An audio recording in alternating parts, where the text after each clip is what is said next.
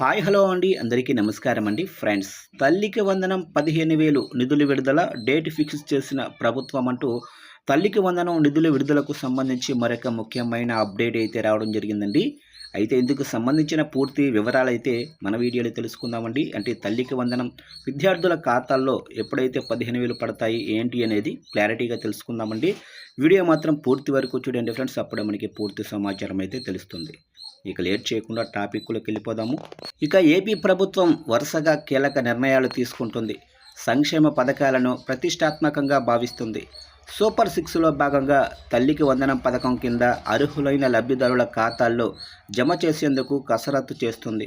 ప్రతి ఏటా విద్యా సంవత్సరం ప్రారంభం వేళ మెగా పేరెంట్స్ మీటింగ్ ఏర్పాటు నిధుల విడుదల చేస్తుంది. ఈ ఏడాది 12వ తారీఖున పాఠశాలలు ప్రారంభం కానున్న నేపథ్యంలో తల్లికి వందనం నిధుల విడుదలపై కీలక నిర్ణయం తీసుకున్నట్లు తెలుస్తుంది. ఏపీ ప్రభుత్వం తల్లికి వందనం పథకం పైన కీలక నిర్ణయం తీసుకుంది. ఇదే సమయంలో లబ్ధిదారులకు కీలక సూచనలు చేశారు. తల్లికి వందనం పథకాన్ని అమలు చేస్తూ 1వ తరగతి నుంచి ఇంటర్ వరకు చదివే విద్యార్థుల వరకు వారి తల్లుల బ్యాంకు ఖాతాల్లో 13,000 చొప్పున, పాఠశాలల అభివృద్ధికి 2,000 చొప్పున అంటే మొత్తం 15,000 జమ చేస్తుంది. ఈ ఏడాది 12వ తేదీ వేసవి సెలవుల తర్వాత పాఠశాలలు తిరిగి తెరుచుకోనున్నాయి. కాగా ఈ నెల 19వ తేదీన తల్లికి వందనం నిధులు తల్లుల ఖాతాల్లో జమ చేయాలని ప్రభుత్వం భావిస్తుంది. అయితే ఒకరోజు ఆలస్యమయ్యే అవకాశం కూడా ఉందని సమాచారం. ఈ నెల 20వ తారీఖున నిధులు జమ చేస్తున్నట్లు సమాచారం.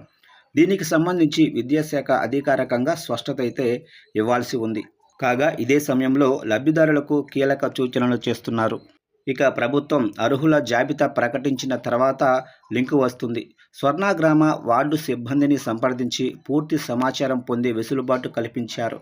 తల్లికి వందనం పథకం డబ్బులు జమ కావాలంటే ఆధార్ అనుసంధానం తప్పనిసరి అని అధికారులు చెబుతున్నారు. గత విద్యా సంవత్సరం ఆధార్ అనుసంధానం చేయని కారణంగా పలువురి ఖాతాల్లో నిధుల జమ ఆలస్యమయ్యింది. దీంతో ఈసారి ముందస్తుగానే లబ్ధిదారులు తమ వివరాలపైన స్పష్టత తీసుకోవాలని సూచిస్తున్నారు. ముందుగానే అన్ని సక్రమంగా ఉన్నది లేనిది పరిశీలించుకోవటం మంచిదని చెబుతున్నారు. ముందుగా బ్యాంకు ఖాతా ఉన్న శాఖను సంప్రదించి మనుగడలో ఉందో లేదో చెక్ చేసుకోవాలని సూచన చేస్తున్నారు.